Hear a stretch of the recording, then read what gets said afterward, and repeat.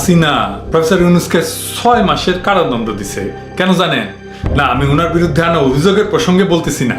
কেন মরিয়া হইয়া হাসিনা তারে কারাদণ্ড দিল। আমি এটা অনেক আগে, প্রায় 1.5 বছর আগে আমার প্রথম দিককার একটা ভিডিওতে বলছিলাম যে এই যে এটা প্রফেসর ইউনূসকে হাসিনা হটাচ্ছেন, মানে হাসিনা মনে করে তারে হঠাৎ তত্ত্বাবধায়ক সরকার আসলে প্রফেসর ইউনূস তার প্রধান হইতে পারে। 2 নাম্বার, হাসিনার নিজের খায়েশ ছিল যে উই নোবেল পুরস্কার পাবি, এই জন্য সে রোহিঙ্গাদের আশ্রয় দিচ্ছিল, পার্বত্য চট্টগ্রামে শান্তি চুক্তি করেছিল। সেটা যখন পায় নাই তখন সে দ্বিতীয়বার বিলা হয়েছে যে আমি পেলাম না, উই পেল। আর 3 নাম্বার কারণ হইতেছে হাসিনার বাপ। আরে ওই যে আরে ওই যে সোহরাদ্দির বডিগার্ড, ওই যে তারে তো দুনিয়া চিনে না, চিনে প্রফেসর ইউনূস রে, এটা সে মাইনে নিতে পারে না। তাই শুধু সে আদালতে নিয়ে শাস্তি দিয়া শান্তি পায় নাই, এমন একটা বয়স্ক লোক রে 6 তলা পর্যন্ত হাঁটায় উঠেছে। দেখেন কিভাবে উনি কষ্ট করিয়া উঠতেছেন সিঁড়িতে, আর মাঝে মাঝে বিশ্রাম নিতেছেন। আরে আমারই কষ্ট হয় 6 তলা পর্যন্ত হাইটে উঠতে, আমি রেগুলার জিম করি। আর আমার বাবার বয়সী একজন কেমনে করে উঠবে? কিরকম প্রতিহিংসা দেখেন। যাই হোক, প্রফেসর ইউনূসের বিরুদ্ধে হাসিনা একটা অর্গানাইজড ক্যাম্পেইন চালাইছে দীর্ঘদিন থেকে। এবং আমাদের দেশে তো বেকুব মানুষের অভাব নাই। বেকুব না থাকলে আওয়ামী লীগ করে কে, তাই না? আওয়ামী লীগ এতদিন আওয়ামী লীগের মিছিলে যায় লাফায় কে, নাচে কে। আছে তো বেকুব আছে কিছু, সুবিধাবাদী আছে কিছু, ধান্দাবাজ আছে কিছু। তো এই হাসিনা গু দিলেও সেটা চাটকি। তো যে সেইখানে যে যেভাবে খায় তারা সেভাবে খাওয়ানো হয়েছে। হাসিনা যুক্তি খাওয়াইছে প্রফেসর ইউনূসের বিরুদ্ধে। কখনো বলা হয়েছে প্রফেসর ইউনূস সুদখোর, কারণ হাসিনা এটা মনে করেছে এটা বললে বাংলাদেশের মুসলমানরা চেতবে ইউনূসের উপরে। হয়েছেও তাই, কিছু কিছু মুসলমান তো বলে যে প্রফেসর ইউনূস সুদখোর। মানে আমার পোস্টে কমেন্ট দেখে মনে হইতেছে যে প্রফেসর ইউনূস সুদ খায় জন্য বোধহয় শাস্তিটা পাইছে। দেখেন, কিন্তু সরকার প্রধান হিসাবে হাসিনা বাংলাদেশের সবচেয়ে বড় সুদখোর, এটা জানেন তো? কারণটা হইতেছে বাংলাদেশ রাষ্ট্র হিসাবে তার যে আয়, তার একটা অংশ সুদ, এটা প্রায় 2%-এর মতো।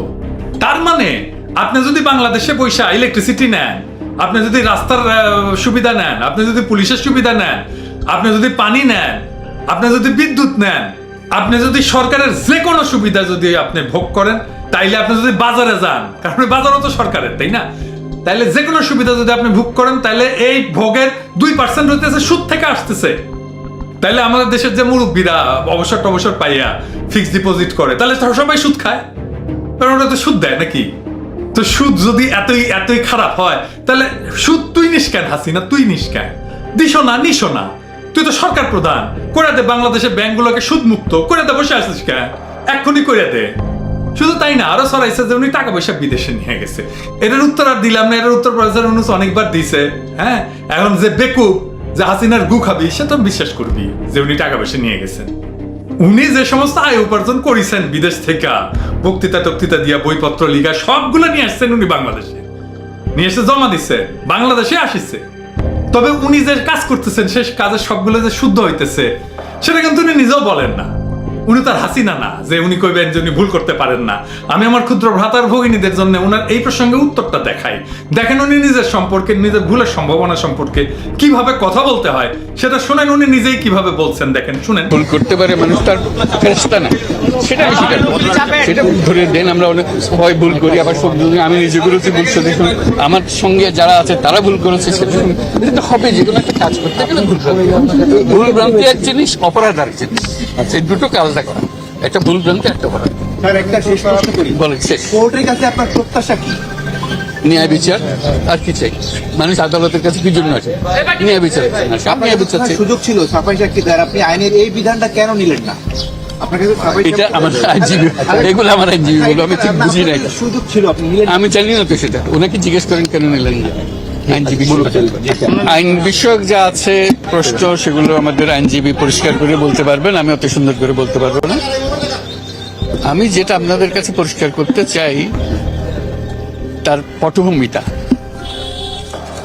আমি যে সমস্ত উদ্যোগ নিয়েছি কোনোটাতে ব্যক্তিগতভাবে লাভবান হওয়ার জন্য নিইনি। এটা গ্রামীণ ব্যাংক হোক, সেটা অন্যান্য বহু প্রতিষ্ঠান হোক, মানুষ প্রতিষ্ঠান করে, বাণিজ্যিক প্রতিষ্ঠান করে লাভ করবে, মুনাফা করবে, বড় করবে। আমরাও লাভ করেছি, বড় করেছি, কিন্তু আমাদের যেটা মূল লক্ষ্য, যেটা বলি আমরা সামাজিক ব্যবসা, ব্যবসার মাধ্যমে মানুষের উপকার, যেখানে যিনি বিনিয়োগ করছেন তিনি কোনো মুনাফা নেবেন না। কাজে আমি এই বিষয়ের প্রবক্তা, সোশ্যাল বিজনেস বলে যেটা বলি, সামাজিক ব্যবসা বলে, বিশ্বব্যাপী এটাকে প্রচার করার চেষ্টা করছি। আমি নিজে যদি এর উল্টা করি তাহলে তার হলো না। কাজে যা কিছু করি এটাকে পটভূমিতে রেখে বাকি জিনিস বিচার করেন। আমার খুব উদ্দেশ্যের মধ্যে কোথাও ব্যক্তিগতভাবে মুনাফা করার কোনো উদ্দেশ্য ছিল না। আমার সঙ্গী যারা আছে তারাও ওটার সঙ্গে মুনাফার জন্য আমি ভাগ পাবো এখানে এটার জন্য করে। এটা লক্ষ্য ছিল মানুষের উপকার হবে, এটা করতে পেরেছি, করিনি, এটা বিতর্ক হয়। গ্রামীণ ব্যাংক নিয়েও বিতর্ক হয়, সবকিছু বিতর্ক হয়, কিন্তু আমরা মনে করছি এটা ঠিক জিনিস, এটা করার দরকার। এই সেজন্য বিভিন্ন জিনিসে আমরা চেষ্টা করেছি, সৌরশক্তির চেষ্টা করেছি, স্বাস্থ্যের চেষ্টা করেছি, বিভিন্ন হস্তশিল্পের চেষ্টা করেছি, বহু রকম 50-50-এর ঊর্ধ্বে কোম্পানি করেছি, একটার পর একটা জিনিসের জন্য কষ্ট করেছি। কোনোটাই ব্যক্তিগতভাবে লাভবান হবো এটার থেকে, সেটার কোনো উদ্দেশ্য ছিল না। কাজে যেটার উদ্দেশ্য লাভবান হওয়ার বিষয় না, সেখানে অন্যের থেকে কিছু ভাগ দিয়ে কাকে দেবো, কোথায় যাবে সেটা, এই জিনিসটা পরীক্ষা করে করে দেখেন প্রত্যেকটা। যেটা উনি যে শ্রমিককে যদি কষ্ট দিয়ে থাকে, কি জন্য কষ্টটা দিল? উনি কি লাভবান হওয়ার জন্য, না কাউকে অন্য কাউকে লাভবান করার জন্য, নাকি আমি আত্মীয় স্বজনকে লাভবান করার জন্য? আমি সোশ্যাল বিজনেস করেছি, কোন আত্মীয় স্বজনকে একটা ব্যবসা করিয়ে দিই না, পারতাম তো, বহু ব্যবসা করছি, দিলাম তোমার একটা সুযোগ। এটাও দেখবেন না, আশেপাশে কেউ নাই যে ব্যক্তিগতভাবে তার লাভবান। এই পটভূমিতে এই সমস্ত বিচারের বিষয় আসছে। এটা কেন আসছে সেটা আপনারাই বিচার করবেন, আপনারা শুনতেছেন এগুলো। তো আমাদের জিনিসটা হলো যে আমাদের উদ্দেশ্য, আদর্শ, কর্মসূচি কোথাও মধ্যে ব্যক্তিগতভাবে লাভবান হওয়া, মালিক হওয়া। যেমন আমি বারে বারে বলতেছি যে আমার জীবনের উদ্দেশ্য ছিল যে আমি মালিক মুক্ত থাকবো, কিছুর মালিক হবো না, আমি সেটাই ফলো করে যাচ্ছি। তো যেখানে আমি মালিক মুক্ত হতে চাই, সেখানে আমার একজনের থেকে কেড়ে আনতে হবে, কোনো কারণ নেই। বিষয়টা এটা না যে উনি নোবেল প্রাইজ পাইছেন জন্য উনার বিচার করা যাবে না, অবশ্যই করা যাবে। উনি অপরাধ করলে, উনি অন্যায় করলে কেন করা যাবে না? অবশ্যই করা যাবে। কিন্তু আমরা আজকে দেখবো যে উনার বিরুদ্ধে যে বিচারটা হয়েছে সেটা বিচার না অবিচার। ওই প্রসঙ্গে যাওয়ার আগে আমরা আরেকটা বিষয় আলোচনা করে নিই। বাংলাদেশে হাসিনা নিজের সেকুলার বলে দাবি করে, তাই না? সে বলে সে নাকি ইসলামপন্থীদের ডান্ডা মেরে ঠান্ডা করার ক্ষমতা রাখে। জি না, সে আরো বেশি পারে।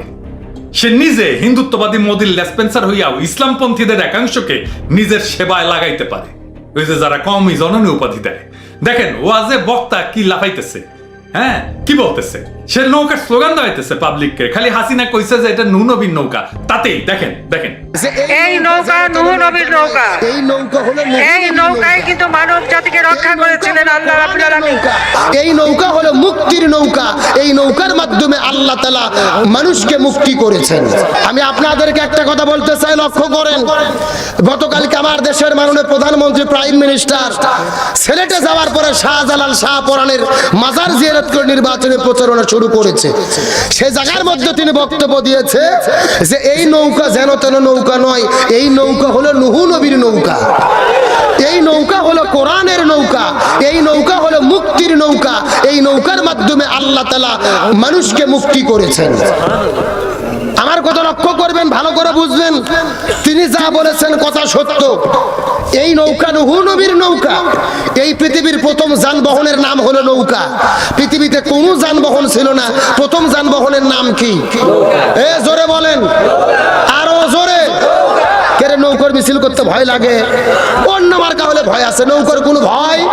তাহলে জোরে বলেন, যানবাহনের নাম কি? আরো জোরে। জোরে হলো না। নৌকা বানাইছে কোন নবী? নূহ। আমি আর কিছু কমু না। বাংলাদেশের সর্বজন গ্রাহ্য আলেমদের হাসিনা জেলে নিয়ে মারে, হ্যাঁ, আর হুই নৌকার স্লোগান দেওয়াচ্ছে, দেখেছেন? বিনা বাধায় করিচ্ছে ওয়াজ। যাই হোক, যে প্রসঙ্গে রায় দেওয়া হয়েছে সেটা নিয়ে আলাপ করি। কইতেছে প্রফেসর ইউনূস শ্রমিকদের পাওনা দেয় নাই, তাদের ঠকাইছেন। প্রফেসর ইউনূস আসলে কি শ্রমিকদের ঠকাইছেন কিনা?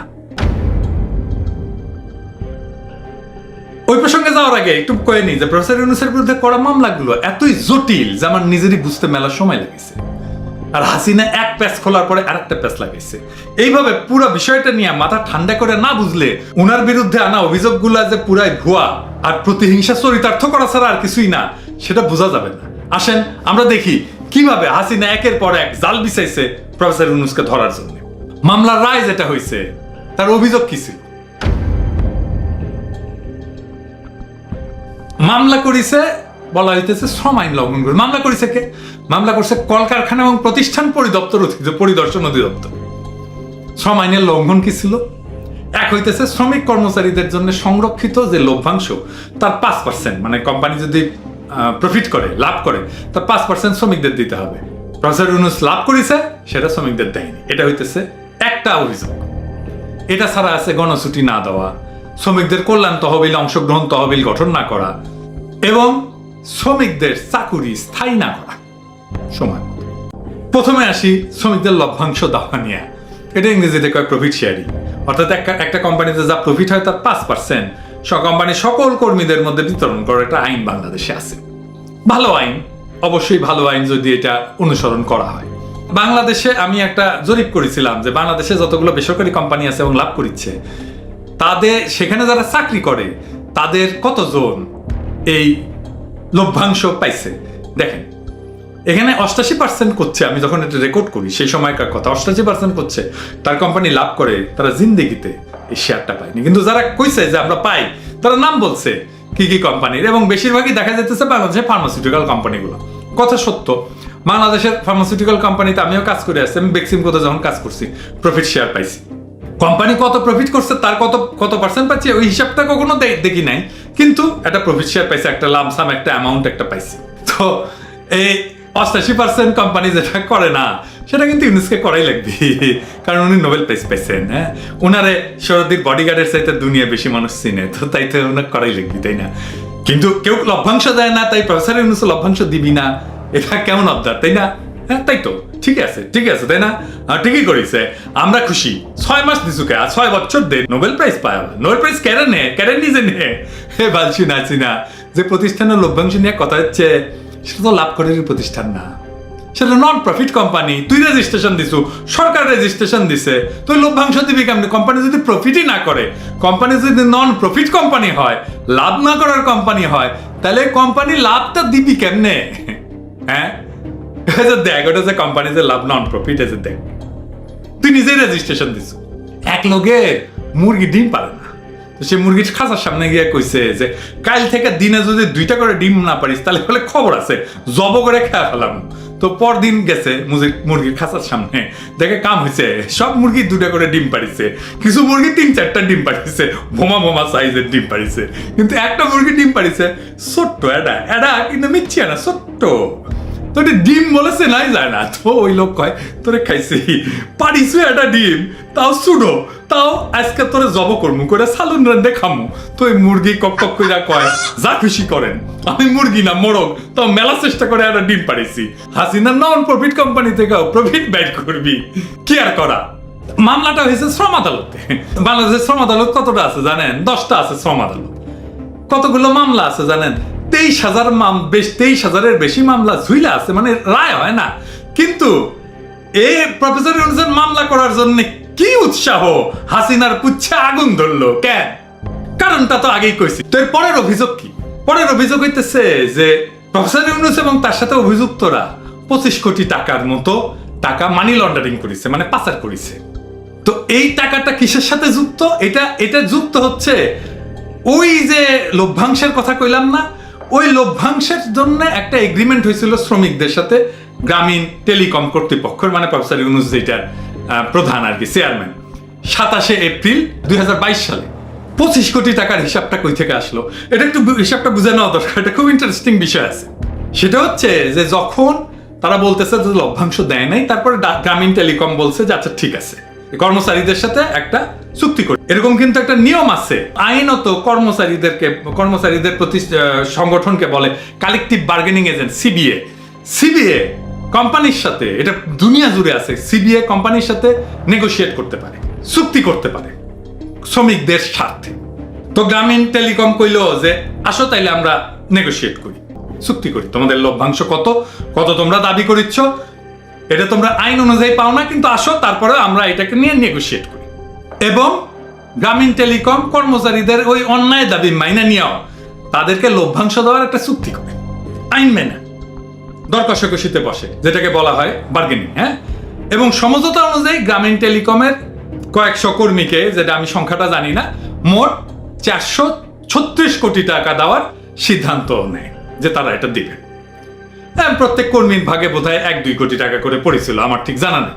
এবং সমঝোতা হওয়ার পরে একটা যৌথ অ্যাকাউন্টে টাকাটা সাথে সাথে দেওয়া হয়। এবং আদালত থেকে এই যে একটা চুক্তি হইলো, একটা নেগোসিয়েশন হইলো, এই সেটেলমেন্টটাকে অ্যাপ্রুভ করা হয়। আদালত বলে এইটা বৈধ সেটেলমেন্ট, এটা বৈধ নেগোসিয়েশন। এই সময় তখন সরকারের টনক নিরা যায়, আরে বাকি তো খাঁচা ছেড়ে যাইতেছে। তো এখন সে করে কি, গ্রামীণ টেলিকমের 2 জন নেতাকে গুম করে, ডিবি ধরে নেওয়া যায়। দেখেন, আর পত্রিকায় খবর হয় যে ঘুষ দিয়া নাকি মামলা উঠায় নিছে। এটা তো ঘুষ না, এটা তো নেগোসিয়েশন। আপনি কইতেছেন যে শ্রমিকদের হক দেয় নাই, আবার আপনি চিন্তা করতেছেন যে যে হকটা দেওয়া হইল আদালতের নির্দেশ মাইনা, এবং আদালত যেটাকে সেটেলমেন্ট বলে মেনে নিল, সেটা রাতারাতি হয়ে গেল ঘুষ আপনাদের চোখে। বাহ বাহ। আবার কইল যে এইখানকার এই টাকা থেকে কিছু টাকা নাকি প্রফেসর ইউনূস এবং তার সঙ্গীরা মানি লন্ডারিং করেছে। আসেন এই ব্যাপারটা একটু বুঝে দেখি। আমরা বলছি যে এটা ওই যে 436 বা 37 কোটি টাকা আর কি, এই টাকাটা কর্মচারীরা পাবে। কিন্তু পরে দেখা গেল যে এটা হিসাব করতে একটা ভুল হয়েছে। এটা 437 কোটি টাকা হবে না, এটা হবে 409 কোটি টাকা। হিসাবের ভুলটা কেন হয়েছে? ভুলটা হয়েছে এটা সুদের হার হিসাব করতে যে ভুলটা হয়েছে। আর ভুল করে কিন্তু কম দেয় নাই, বেশি দিছে। কিন্তু এই চুক্তির একটা অংশ ছিল যে উকিল, মানে কর্মচারীদের পক্ষের উকিল যারা, তারা এই টাকার অঙ্কে যে 437 কোটি টাকা বা 409 কোটি টাকা, এটা 6% পাবে, স্থির করা ছিল। উকিল কিন্তু এভাবে কাজ করে, বিদেশেও কাজ করে, যে তুমি যে ক্ষতিপূরণ পাবা তার এত % আমারে দিবা, তোমার কোনো খরচাপাতি নাই, তোমার কোনো খরচাপাতি দিতে হবে না এই মামলার, আমরাই মামলা করব, তুমি ক্ষতিপূরণ যদি পাও আমার তোমাদের ক্ষতিপূরণ এনে দেবো, কিন্তু আমার এত % দিতে হবে। তো 437 কোটি টাকার হিসাব যখন শুদ্ধ করা হইলো, যখন 409 কোটি টাকা এসে দাঁড়ালো, তখন কর্মচারী বললো যে না, উকিলকে এই 409 কোটি টাকার 6% না, ওই আগের 437 কোটি টাকার 6% দিতে হবে। গ্রামীণ টেলিকম এটাও মাইনে নিল। সবকিছু আদালতের সম্মতি নিয়েই করা হয়। এখন আদালত কইতেছে ওই উকিলকে দেওয়ার টাকাটাই নাকি মানি লন্ডারিং হয়েছে, যে বেশি টাকাটা দিছে ওইটা নাকি মানি লন্ডারিং হয়েছে। আরে বাবা, ওই টাকাটা তো একটা অ্যাকাউন্টে গেছে, সেটা উকিলেরই অ্যাকাউন্ট, সেটা মানি লন্ডারিং হয় কিভাবে? আবার কইতেছে যে কর্মচারীদের সাথে চুক্তি হয়েছে 27 এপ্রিল 2022, আর অ্যাকাউন্ট যে অ্যাকাউন্টে টাকাটা গেছে, অ্যাকাউন্ট খোলা হয়েছে তারপরে মে মাসের প্রথম সপ্তাহে, এটাও নাকি অপরাধ হয়েছে।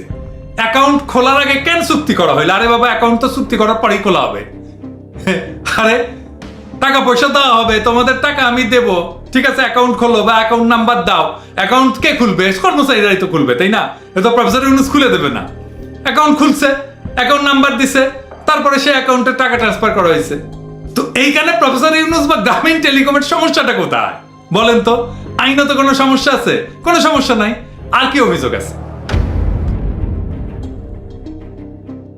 অভিযোগ হচ্ছে চাকরি স্থায়ী করেন নাই। বুঝলাম, এটা একটা অভিযোগ। আমি জানি না চাকরি স্থায়ী উনি করছেন কি করেননি, এটা কি উনি ব্যাখ্যা দিচ্ছেন আমি এটা জানি না। কিন্তু যেটা আমি লক্ষ্য করলাম সেটা হইতেছে চাকরি স্থায়ী না করাটা, এটা কি ক্রিমিনাল অফেন্স না? ক্রিমিনাল অফেন্স না। ক্রিমিনাল আর সিভিল অফেন্সের তফাৎ বোঝেন তো? মানে ক্রিমিনাল অপরাধ আর সিভিল অপরাধ, এটা তফাৎ বোঝেন তো? আমি বুঝাই দিই। ধরেন এই এডিটর সাহেব একদিকে লেখেন ক্রিমিনাল অপরাধ আর একদিকে লেখেন সিভিল অপরাধ। ধরেন আপনার সাথে গার্মেন্ট মালিক চুক্তি করেছে যে আপনি চাকরি করবেন আমার এখানে, আপনাকে আমি কমপক্ষে 12,500 টাকা বেতন দেবো, তাই না? এটা কয়েকদিন আগে ইয়ে হয়েছে না, স্থির হয়েছে না? গার্মেন্টস মালিকরা স্থির করছে না যে গার্মেন্টস শ্রমিকদেরকে এত টাকা 12,500 টাকা বেতন দিবেন সর্বনিম্ন মাসে, তাই না? হয়েছে তো?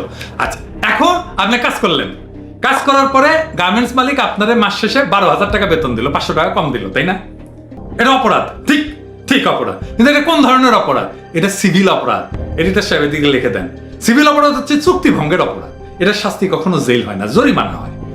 ক্রিমিনাল অফেন্স কি? আমি যে মারলাম কাউরে, খুন করলাম, পিটাইলাম, চুরি করলাম, জিনিসপত্র ভাঙলাম, বাড়িতে আগুন দিলাম, এইগুলো হইতেছে ক্রিমিনাল অফেন্স। এডিটর সাহেব এটা লেখেন। এই ক্রিমিনাল অফেন্সের অপরাধ হচ্ছে জেল, জরিমানা, ফাঁসি, যা যা আছে চুক্তি ভঙ্গের অপরাধ, এর শাস্তি কখনোই জেল হয় না, এটা সিভিল অপরাধ, ক্রিমিনাল অফেন্সে জেল হয়। খালেদা জিয়ার যে অপরাধের কথা বলা হয় ওইটাও সিভিল অপরাধ, মানে ব্রিচ অফ কন্ট্রাক্ট, মানে চুক্তি ভঙ্গের। কিন্তু খালেদা জিয়া আর প্রফেসর ইউনূসকে দুইটারে ক্রিমিনাল অফেন্স হিসেবে বিচার করা হয়েছে, বুঝছেন তো? যেটা যে অপরাধ না সেটা সেই অপরাধ বইলা বিচার করা হয়েছে।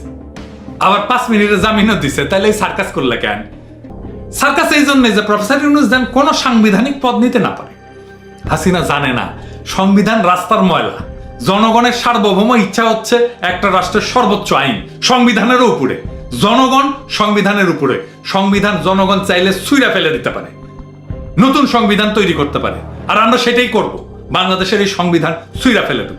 ওর বাপও দুর্নীতির দায়ে সাজাপ্রাপ্ত ছিল, টাকা মারি ছিল, সত্যি কথা, কেস সত্য ছিল, তা ওর বাপের বাংলাদেশে প্রেসিডেন্ট হইতে বাধে নাই। জনগণ যদি চায় তাহলে সে যা চাবে সেটাই হবে। সংবিধানে কি লেখা আছে ওইটা সেকেন্ডারি। হাসিনার বাপে সংবিধান মেনে জয় বাংলা করা হয়নি, 111 সংবিধান মেনে হয়নি। হাসিনার নিজের তত্ত্বাবধায়ক সরকার বাতিল সংবিধান মাইরা করেনি। বাংলাদেশের একটা মানুষকে যদি দুনিয়া চেনে সেটা প্রফেসর ইউনূস। একটা বাংলাদেশের মানুষ যে দুনিয়াকে কিছু দিতে পারে, শিখাতে পারে, সে প্রফেসর ইউনূস। একটা বাংলাদেশের নাগরিক যে সত্যিকার অর্থে বিশ্বমানব, যে আজকের বাংলাদেশের শ্রেষ্ঠ মেধা, তাকে আজকে যে অসম্মান করা হইলো অন্যায়ভাবে, তার কাফফারা বাংলাদেশ 100 বছর ধরে দিবি। কারণ এই দেশে প্রফেসর ইউনূসের মতো মানুষ আর জন্মাবে না, থাকবেও না। কে থাকবে এই দেশে? বাংলাদেশে জন্মাবে লক্ষ লক্ষ শরণার্থীর বডিগার্ড, যার মধ্য মেধাকে বাংলাদেশ সেলিব্রেট করবে। আক্ষরিক অর্থে বাংলাদেশ হইবি বাঙ্গুল্যান্ড, হাসিনা যার রানী।